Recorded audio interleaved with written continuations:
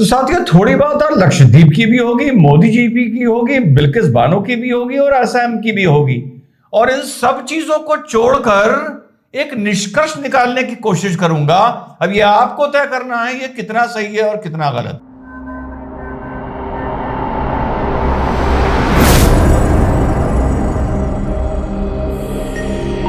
Hello, नमस्कार, सत श्री अकाल, अस्सलाम वालेकुम। कैसे हैं जनाब? तो कल जो मैं ये बता रहा था कि क्या मालदीव्स ने अपने 3 मिनिस्टर्स को सस्पेंड किया है, किस बात के लिए? जो उन्होंने नरेंद्र मोदी जी की लक्षद्वीप की यात्रा का मजाक उड़ाया। तो साहब, ये खबर सच है। कल तक मैं श्योर नहीं था, इसलिए मैं बोल रहा था कि मैं श्योर नहीं हूं। मेरे मंच, मेरी जुबान से आपके कानों तक कोई भी गलत बात पहुंचे, ये मेरे लिए बड़ी शर्मिंदगी की बात है और मैं अकाउंटेबिलिटी रखता हूं, चाहे फेस टू फेस हो और चाहे मिशन भारत हो, या जो भी मैं जीवन में यहां बैठ के बोला हूं उसके लिए मैं अकाउंटेबल हूं आपकी अदालत में, आज भी, कल भी और मरते दम तक भी। तो साहब, 3 लोगों को मालदीव गवर्नमेंट ने सस्पेंड कर दिया, जबकि रिश्ते चाइना से बहुत बेहतर हैं। चाइना के टूर पर जा रहे हैं। आमतौर पे मालदीव्स का जब हेड ऑफ स्टेट चुना जाता था, सबसे पहले वो भारत आता था। चलिए, ये एक अलग कूटनीति की बात हो गई। लेकिन एक सवाल उठता है, बिल्किस को जोड़ते हुए, कश्मीर को जोड़ते हुए और लक्षद्वीप को जोड़ते हुए। लक्षद्वीप की मुस्लिम आबादी 96% मुस्लिम, and I have been to Lakshadweep and about 6 years back.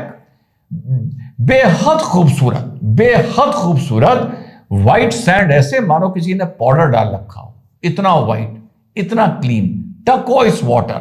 ठीक, लेकिन हां, गवर्नमेंट ने वहां पर कुछ दिन पहले कुछ फैसले भी लिए, वहां पर उनका विरोध हुआ। गवर्नमेंट ने लगभग 50 साल बाद वहां पर लिकर अलाउ करी। गवर्नमेंट ने वहां के स्कूल्स के मेनू में जो नॉन वेज था और बीफ सर्व होता था, बीफ बैन किया। अब साहब, गवर्नमेंट वहां पर डेवलपमेंट भी करेगी। तो अगर आपको फॉरेन टूरिस्ट को खींचना है तो आपको एक प्रिस्टीन ब्यूटी के अलावा, एक नेचुरल ब्यूटी के अलावा, जो बहुत है लक्षद्वीप में, एंड आई रिकमेंड लोग वहां पर जाएं, लेकिन उसके अलावा आपको थोड़ा वहां का मॉडर्नाइजेशन करना पड़ेगा। आपको वहां पर भी पब्स डालने पड़ेंगे, आपको वहां पर भी लिकर अलाउ करनी पड़ेगी। लिकर वहां ऐसे अलाउड नहीं है कि हर जगह मिल रही है, कुछ मेन इंपॉर्टेंट होटल्स में और रिसोर्ट्स में सिर्फ वहां पर अलाउ करी थी गवर्नमेंट ने। अब नरेंद्र मोदी जी वहां पहुंचे और सीधे नरेंद्र मोदी जी ने लक्षद्वीप के लिए बोला कि आप लोग जो बाहर जाते हैं वो अपनी देश में आइए। 10 दिन पहले बोला वेड इन इंडिया। मैंने क्या बोला था? नरेंद्र मोदी जी अगर ई रिक्शा वाले से पूछे कैसे हो भैया, तो समझ जाओ कि ई रिक्शा वालों के लिए कोई बड़ी स्कीम आने जा रही है। तो जो नरेंद्र मोदी जी गए और वहां से फर्क पड़ा है वहां के टूरिज्म पे, और आगे जो पड़ सकता है at the end of the day, yes, वहां का एयरपोर्ट बहुत बेटर होना है, वहां की जो इंटरकनेक्टिविटी है स्टीमर्स की वो बहुत बेटर होनी है, मानता हूं मैं। लेकिन ये चीजें सब धीरे धीरे होंगी और इसका एंड में बेनिफिशियरी कौन होगा? जो वहां का 96% मुस्लिम आबादी है। लेकिन जब यही गवर्नमेंट कहती है कि नॉन वेजिटेरियन शॉप सड़क से हटा लो, या ये कहती है कि खुला मांस आप नहीं बेच सकते, उसको ढक के काले शीशे लगा के बेचिए, तो आप लोग कहते हैं ये मुसलमान के पेट पे लात मार रहे हैं। मुसलमान के पेट में लात मार रहे हैं तो आज ये भी तो कहिए कि मुसलमान की जेब भरने की बात कर रहे हैं। ये आप नहीं कहेंगे, ये कहेंगे ये तो हमारा हक है। या जब पेट भर जाएगा और जेब भर जाएगी तो आप कहेंगे तो अल्लाह ताला ने दिया है। अरे, देने वाला वो है तो जरिया भी तो कोई बनता है। तो अगर ये अल्लाह ताला ने दिया है, जो माने प्रधानमंत्री जी एक स्टेट की क्या टेक्निकली एक प्रमोशन कर रहे हैं कैंपेन की तरह, तो अगर ये अल्लाह ताला ने दिया है तो जो मीट बैन होता है और पेट पे लात पड़ती है तो वो भी मान लो अल्लाह ताला ने लिया है, दिया है तो लिया है। लेकिन वहां नरेंद्र मोदी गाली खाएगा बेचारा, लेकिन यहां उसका शुक्रिया नहीं करोगे, एहसान फरामोशी करोगे, जो भैया रग रग में है। कश्मीर रिकॉर्ड टूरिस्ट कश्मीर पहुंचा है, और फ्रांस के न्यूज़पेपर ने, जो डायरेक्टली वहां की गवर्नमेंट से जुड़ा हुआ न्यूज़पेपर है, कोई एएमआई नहीं, उसने कहा है कि now Kashmir is fit for tourism. नए साल पर क्या जश्न बने हैं। एंड बेनिफिशियरी कौन है? एंड बेनिफिशियरी मुस्लिम है। यहां पर भी यही कह दोगे कि भैया ये तो अल्लाह ने दिया है। अरे अल्लाह ने दिया है तो फिर अल्लाह ने लिया भी है।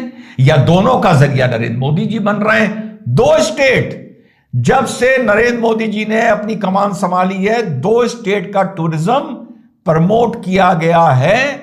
जब वो सीएम थे तो गुजरात का किया गया था, लेकिन जो वो पीएम बने हैं तो एक कश्मीर का किया गया और एक लक्षद्वीप का किया गया, और दोनों जगह मुस्लिम पॉपुलेशन 95% है। ये देखने वाली बात है।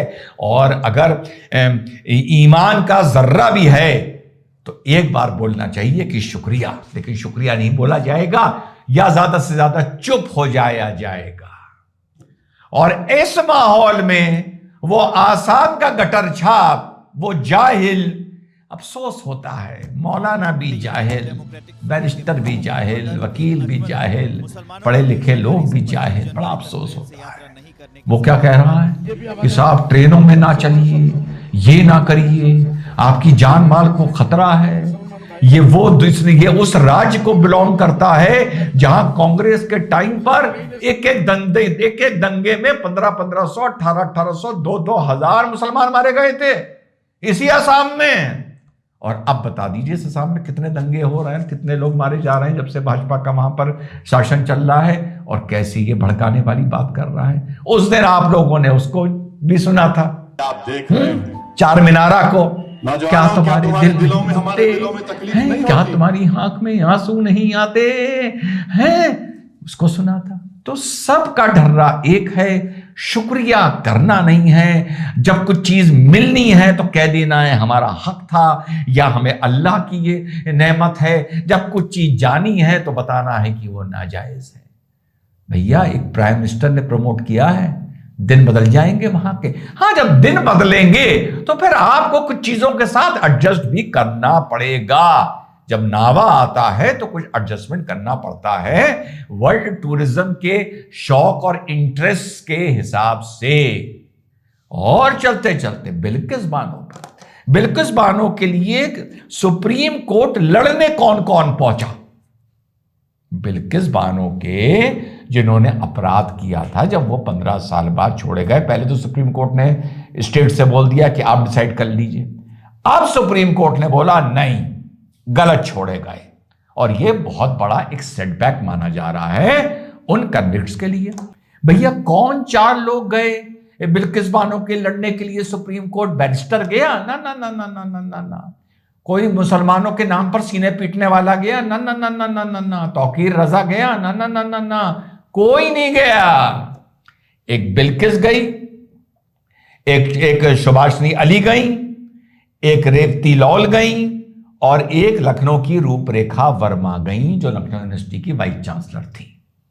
ये गए और उन कन्विक्शन को बहाल कर दिया गया, और जो उनको रिमिशन मिला था उस चीज को नल एंड वॉइड कर दिया ऑनरेबल सुप्रीम कोर्ट ने।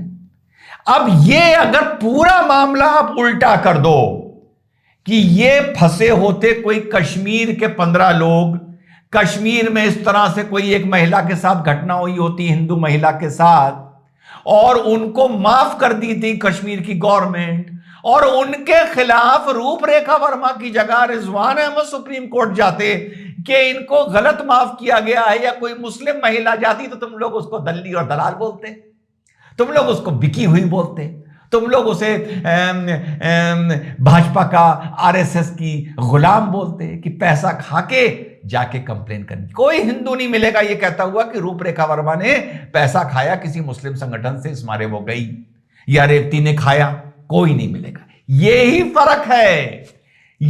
फर्क है कि जब किसी कश्मीर में हिंदू महिला के साथ गलत हुआ, उनके खिलाफ जैसे वो महिला जाती, जैसे बिल्किस गई, तो ये जो रेवती लॉल हैं और ये रूपरेखा वर्मा हैं, ये रूपरेखा मुसलमानों में कहां है? ये कहां है? जो खड़ी होती है और खड़ा होता है उसको दलाल घोषित कर देते हो। यही फर्क है। और तुम में और मुझ में क्या फर्क है मुसलमानों? तुम में और मुझ में क्या फर्क है? एहसास हो जाएगा तुम्हें कि किस हिम्मत का और किस गूदे का और किस हनक का, किस जलवे का आदमी हूं। मैं तो बोलता था जाओ सुप्रीम कोर्ट लड़ो बिल्किस के लिए, ठीक मुद्दा है, लड़ सकते हो, क्योंकि 15 साल बाद छोड़े गए हैं। आमतौर पे रिमिशन 20 साल बाद होना चाहिए था, ये मैंने बोला था। छोड़े जा सकते हैं, छोड़े जा सकते हैं, लेकिन जब लाइफ हुआ था तो 20 साल बाद छोड़ा जाना चाहिए था। 15 साल में 5 साल की जल्दी कर दी। ये रिजवान अहमद ने बोला था, और मैंने बोला था इस बैरिस्टर से और उनके चेलों से डिबेट्स में कि जाओ ना, लेकिन नहीं, इन्हें सिर्फ मंचों पे खड़े होकर मुसलमानों को भड़काना आता है। ये रेवती जो थी और ये रूपरेखा वर्मा थी, इन्होंने किसी को नहीं भड़काया, इन्होंने सिर्फ अपना काम किया बतौर एक एक्टिविस्ट, बतौर आप कुछ मान लें उसको। लेकिन ये गालियां नहीं खाएंगी, इनको कोई ये नहीं कहेगा तो हिंदू नहीं है, इनको कोई ये नहीं कहेगा तो सनातन की दुश्मन है, कोई नहीं कहेगा। ये मेन फर्क है, और जिस दिन तुम ये फर्क समझ जाओगे तुम मेरी बात समझ जाओगे। तो जो बात हुई थी बिल्किस की, सुनो, बिल्किस पे जो डिबेट हो रहे थे तो रिजवान अहमद ने क्या कहा था, किस मुद्दे पर? जब वीएचपी के एक प्रवक्ता इस चीज को जस्टिफाई कर रहे थे कि जो बिल्किस के अपराधी छोड़े गए हैं उनके स्वागत में डीजे बजा तो क्या गलत बचा, आतिशबाजी हुई तो क्या गलत हुई, उनको जो फूल मालाएं पहनाई गई, उनका जो हीरोज वेलकम हुआ तो क्या गलत हुआ? तो सुनो जाहिलो सुनो, तो रिजवान अहमद ने खुले मंच पर क्या बोला था। आपके आगे हाथ जोड़ रहा हूं, आपका बड़ा सम्मान करता हूं, अगर मगर लेकिन किंतु परंतु खुदा के वास्ते, परमेश्वर के वास्ते, भारत माता के वास्ते आज ना करिए। मुझे ये आपसे उम्मीद नहीं थी बंसल भाई। ना मैंने क्या बोला था, मैंने बोला था नेशनल टीवी पर, और हिंदू ने, मुझे चाहने वालों ने मुझे ट्रोल नहीं किया था। ये ही फर्क है। इस फर्क तक जब तुम पहुंच जाओगे और इस फर्क का जब एहसास कर लोगे तो तुम्हें फर्क पता चलेगा कि एक आम मुसलमान और एक आम हिंदू में क्या फर्क है। जब बिल्किस के अपराधी छोड़े गए थे तो बहुत से गैर मुसलमानों ने इसका विरोध किया था, लेकिन अगर कश्मीर में यह घटना होती किसी हिंदू महिला के साथ और इस तरह ये 15 मुसलमान होते और ये छोड़े जाते तो एक माई का लाल मुसलमान ना पैदा होता तो इस छोड़े जाने की आलोचना करता, बल्कि कहता वो तो गलत फंसा दिए गए थे, बेचारे मासूम थे, 15 साल की जिंदगी खराब हो गई। और अगर रिजवान उसके खिलाफ सुप्रीम कोर्ट जाता या बोलता तो तुम लोग उसको गाली देते। इसीलिए मैं कहता हूं 2 ही काम बचे हैं, गाली खाना है, गाली देना, और तीसरा काम बचा है हमास को लेकर रील बनाना। ठीक, तो ये है पूरा ये देश जहां प्रधानमंत्री 2 स्टेट्स को का प्रमोशन कर रहा है, और वो दोनों स्टेट मुस्लिम्स हैं, 95% पॉपुलेशन है। कश्मीर में बूम आ गया है टूरिज्म का, आने वाले 2-3 साल में बूम आएगा लक्षद्वीप का। लेकिन अफसोस मुझे पता है कि इसके बावजूद भी भारत के मुसलमान से भी धोखा होगा नरेंद्र मोदी के लिए, कश्मीर के मुसलमान से भी धोखा होगा, लक्षद्वीप के मुसलमान से भी धोखा होगा। जय हिंद, वंदे मातरम, खुदा हाफिज।